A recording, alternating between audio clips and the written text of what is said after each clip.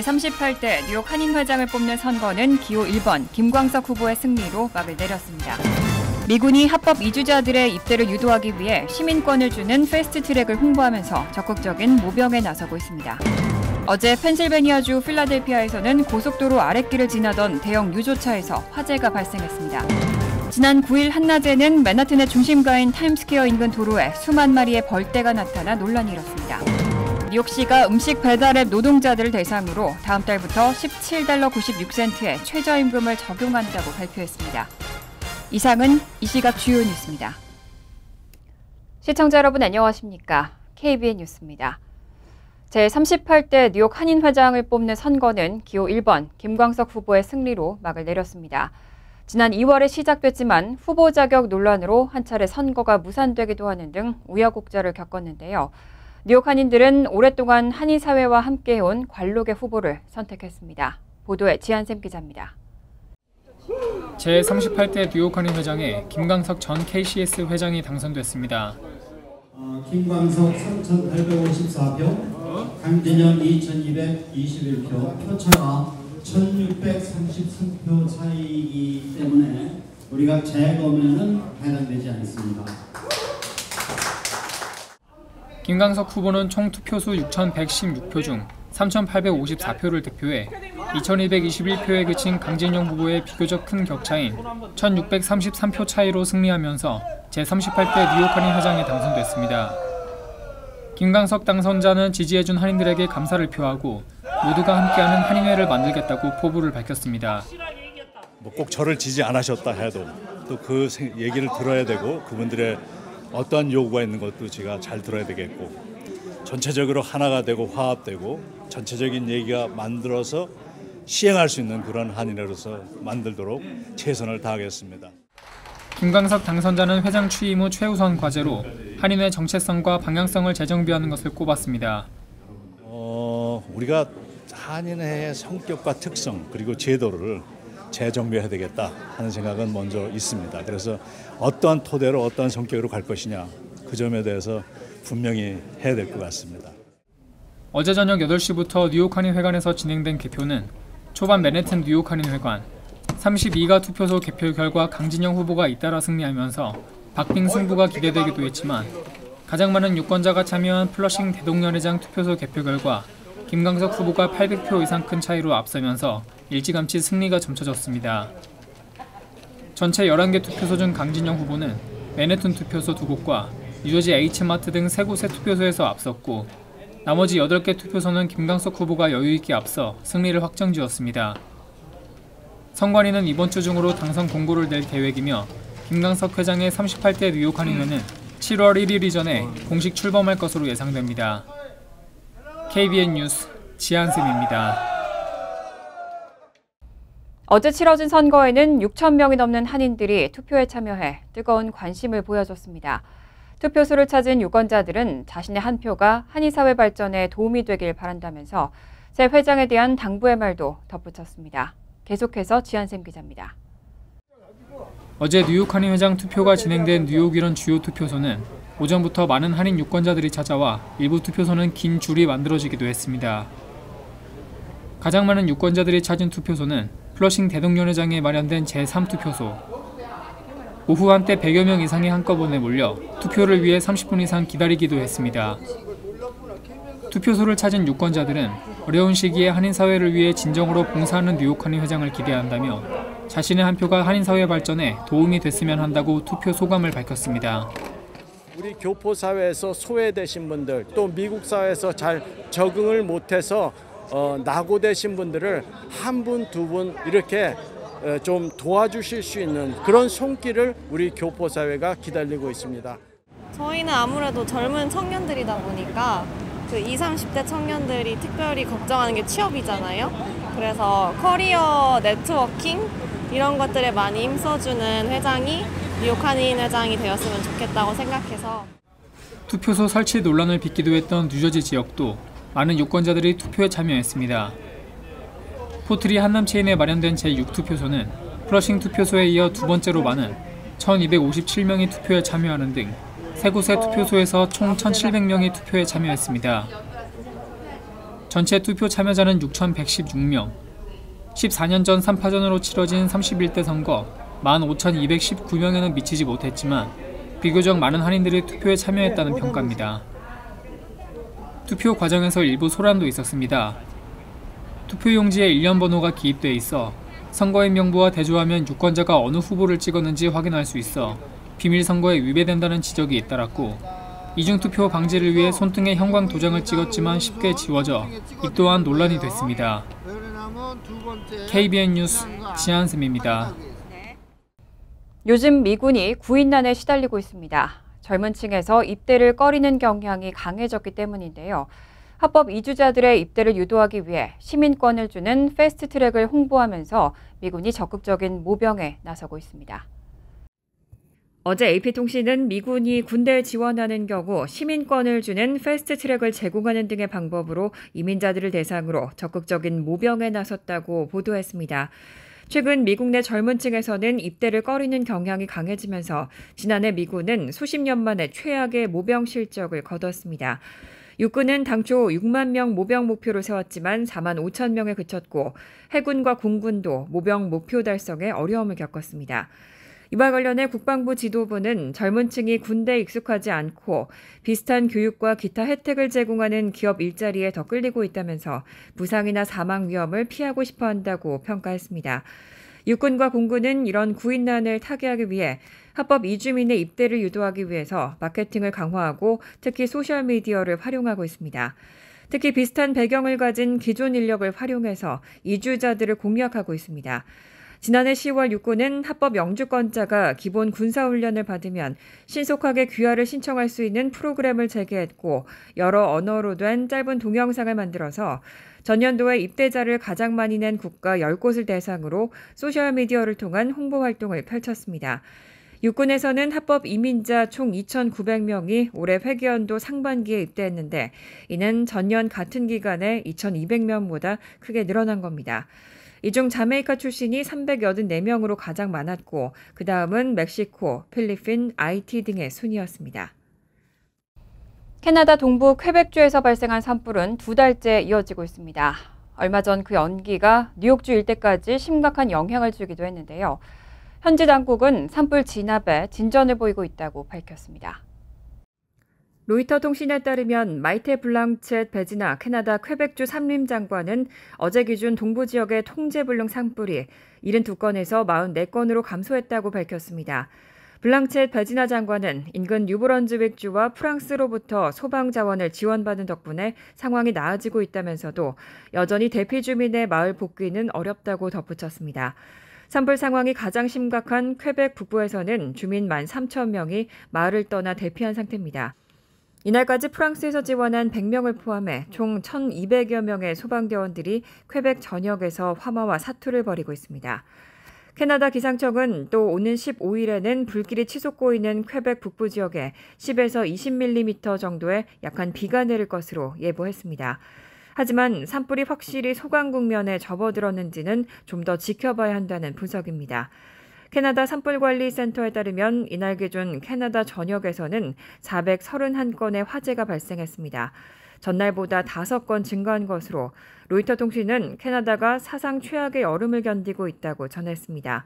캐나다 동부와 서부에서 발생한 화재로 지금까지 남한 면적의 40%에 달하는 440만 헥타르가 소실된 것으로 집계됐습니다.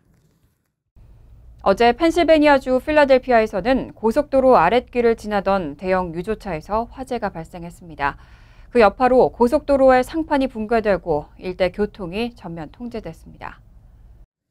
어제 오전 6시 22분께 필라델피아 북부 지역 I-95 주간 고속도로의 아랫길을 지나던 대형 유조차에서 화재가 발생했습니다. 불길은 고속도로 상판으로 치솟고 거대한 검은 연기를 내뿜으면서 일대 교통이 전면 통제됐습니다. 필라델피아 소방서의 데릭 바우머 소방대장은 이날 기자회견에서 유조차에서 발생한 화재로 I-95의 북쪽으로 향하던 고속도로의 상판이 붕괴되는 사고가 발생했고 남쪽으로 향하는 차로도 위태롭다고 밝혔습니다. 바우머 대장은 고속도로 아랫길에서의 유조차 화재로 엄청난 열과 거대한 불이 발생했다고 전했습니다. 현지 언론들은 사고 현장 주변에서 몇 차례 폭발 소리도 들렸다면서 불길은 오전 7시 30분쯤 잡혔다고 전했습니다. 한편 이번 사고로 인한 사상자는 없는 것으로 일단 파악되고 있습니다. 관계 당국은 정확한 사고 원인에 대한 조사에 착수했습니다. 지난 9일 한낮에는 맨하튼의 중심가인 타임스퀘어 인근 도로에 수만 마리의 벌떼가 나타나 논란이 일었습니다. 지난 9일 한낮 뉴욕 맨하튼에서는 중심가인 타임스퀘어 인근 도로가 수만 마리의 벌떼로 뒤덮였습니다. 벌들은 윙윙거리는 소리를 내며 사람들 머리 위를 날아다녔고 일부는 건물 외벽에 모였는데 성인이 양팔을 펼친 너비만한 큰 창문의 절반이 뒤덮일 정도였습니다.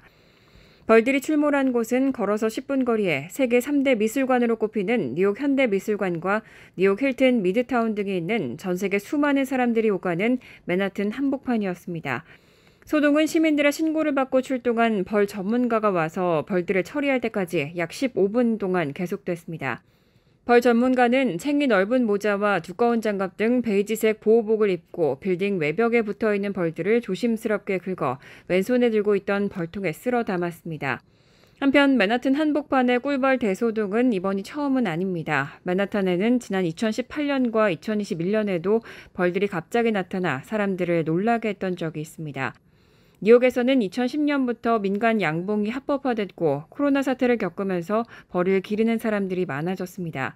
2018년 당시에는 뉴욕 힐튼 미드타운에서 약 45만 마리의 벌을 키우고 있던 것으로 전해졌지만 아직까지 벌이 어디에서 왔는지 정확히 밝혀진 것은 없습니다.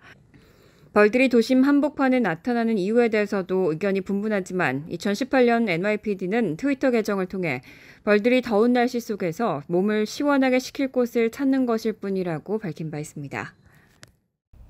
뉴욕시가 음식 배달 앱 노동자들을 대상으로 다음 달부터 $17 96센트의 최저임금을 적용한다고 발표했습니다. 하지만 도어대시와 우버이츠 등 배달 플랫폼 업체는 강하게 반발하고 있습니다. 뉴욕시가 다음 달 12일부터 배달앱 노동자에 시간당 $17 96센트의 최저임금을 적용하겠다고 발표했습니다. 이후 2년 뒤인 2025년 4월에는 시간당 $20 선까지 최저임금을 인상하고 매년 최저임금률 인플레이션에 따라 최저임금을 조정할 것이라고 덧붙였습니다. 이에 따라 배달 플랫폼 기업들은 다음 달 12일부터 시간당 최저임금 지급이나 배달 한 건당 최저임금 지급 중 하나를 선택할 수 있습니다. 전자는 배달 노동자가 앱에 접속해 있는 모든 시간을 반영해 시간당 $17 96센트를 지급해야 합니다. 후자는 배달에 드는 시간만 계산하되 1분당 최소 50센트를 지급해야 합니다. 뉴욕시에서 맨하튼 내 음식 배달 앱 노동자는 약 6만 명이고 현재는 시간당 $7 9센트를 벌고 있는 것으로 조사됐습니다. 에릭 애덤스 뉴욕시장은 성명을 통해 배달 노동자들은 그간 우리를 위해 배달해왔다며 시간당 $13 가까이 인상된 새로운 임금제는 배달 노동자와 그 가족들의 생계를 유지하고 더 큰 경제적 안정을 확보하게 할 것이며 외식 산업도 번창하게 할 것이라고 설명했습니다. 하지만 배달 플랫폼 업체인 도어대시와 우버이츠 등은 극단적인 정책이라며 비판했습니다. 도어대시는 성명에서 산업별 기준을 넘어서는 극단적인 정책이라고 반발하고 노동 유연성 확보를 위해 소송도 검토하겠다고 전했습니다. 우버이츠도 도시가 배달 노동자에게 정직하지 않다며 그들은 일자리를 없애고 팁을 막으며 더 많은 배달을 강요하는 식으로 돈을 지불하게 될 것이라고 지적했습니다. 저소득 뉴요커들에게 무료로 시력 검사와 안경을 제공하도록 지원하는 조례안이 뉴욕시 의회에서 통과됐습니다. 아담스 시장이 서명을 마치면 법안은 12월쯤부터 발효될 것으로 보입니다. 지난 8일 뉴욕시 의회는 연소득이 연방 빈곤선의 250% 미만인 시민들에게 무료 시력 검사와 안경을 제공하는 조례안을 통과시켰습니다. 연소득이 개인 $3만 5천 이하, 4인 가족 기준 $7만 이하면 혜택을 받을 수 있습니다. 조례안을 발의한 저스틴 브레넌 시의원은 안과보험 커버리지가 없는 최대 100만 명의 뉴욕 시민이 혜택을 받을 수 있을 것으로 예상한다고 밝혔습니다. 에릭 애덤스 뉴욕시장이 서명을 마치면 법안은 180일 후인 12월께 발효됩니다. 케이트 스마트 시장실 대변인은 모든 뉴요커들이 안과 진료를 받을 수 있도록 지원할 수 있게 돼 기쁘게 생각한다며 시에서는 뉴욕시 헬스앤병원, 공공의료 시스템, 공립학교 등 다양한 곳에서 안과 진료를 제공한다고 밝혔습니다. 조례가 발효되면 뉴욕시는 전국에서 안과 검사와 안경을 무료로 제공하는 첫 번째 도시가 됩니다. 2020년 비전 카운슬 소비자 연구에 따르면 전국 미국인 가운데 약 절반만이 안과보험을 가진 것으로 파악됐습니다. 법안을 발의한 브레넌 시의원은 시력 관리를 제대로 받지 못하고 있는 뉴욕 시민들을 위해서 이번 조례안을 발의하게 됐다며 와비 파커 등 민간 안경 소매업체들이 공공 민간 파트너십으로 안경테를 기부해 주길 바라고 있다고 전했습니다. 식품의약국이 일본 에자이와 바이오젠이 공동 개발한 알츠하이머 치료 신약 레켐비에 대해 정식 승인을 추천하는 권고를 내렸습니다. 식품의약국이 지난 9일 알츠하이머 신약 레켐비에 관한 자문위원회를 열고 정식 승인을 추천하는 권고를 내렸습니다. 식품의약국은 오는 7월 6일까지 최종 판단을 내릴 예정인데 미국에서 정식 승인이 떨어지면 일본과 한국, 유럽 등 각지에도 레켐비 보급이 급속히 진행될 것으로 전망됩니다. 종전 알츠하이머 치료약은 인지 기능의 일시적인 개선 효과를 보는 데 그쳤지만 레켐비, 레카네맙은 알츠하이머 환자의 뇌 안에 쌓이는 아밀로이드 베타 단백질을 제거해주고 임상시험에서 인지 기능 악화 속도를 27%나 저하하는 효과를 낸 것으로 나타났습니다. 이런 임상 효과를 감안해 식품의약국은 지난 1월 레켐비에 긴급 사용 승인을 낸 바 있습니다.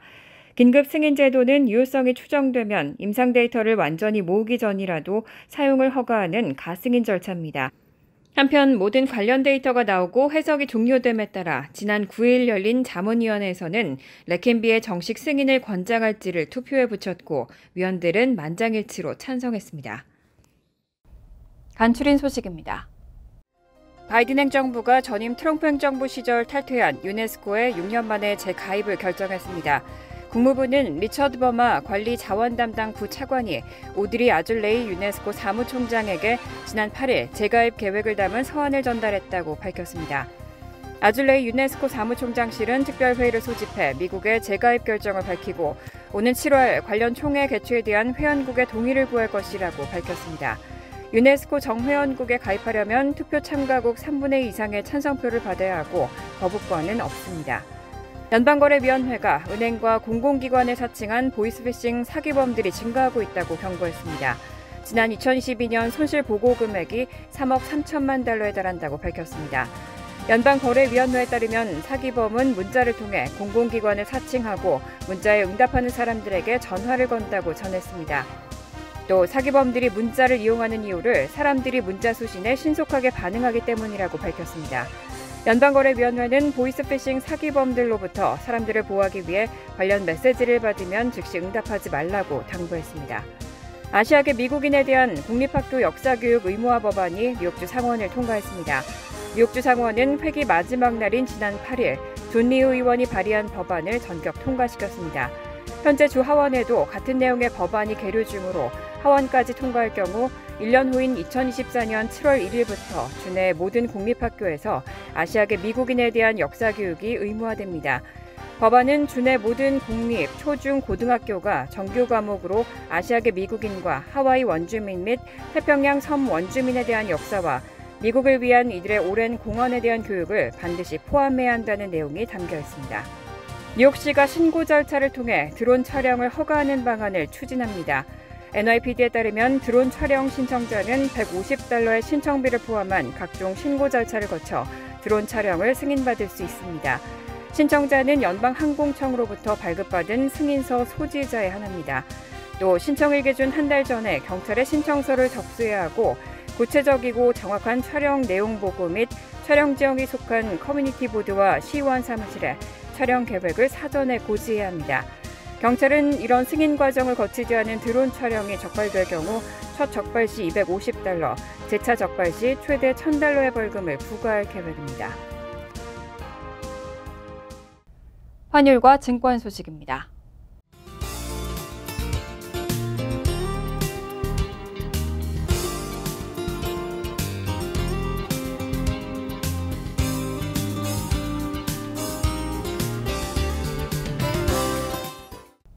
이어서 날씨입니다.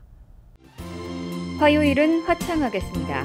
낮 최고 기온은 79도, 섭씨 26도, 밤 최저 기온은 66도, 섭씨 19도로 예상됩니다. 수요일은 때때로 천둥 번개를 동반한 소나기 내리는 곳이 있겠습니다. 목요일은 화창하겠습니다. 이상으로 KBN 뉴스를 마칩니다. KBN과 함께 즐거운 저녁 되시기 바랍니다.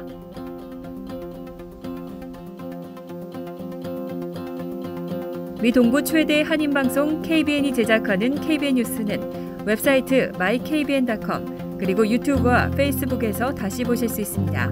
좋아요, 구독, 알림 설정은 뉴스 제작에 큰 도움이 됩니다.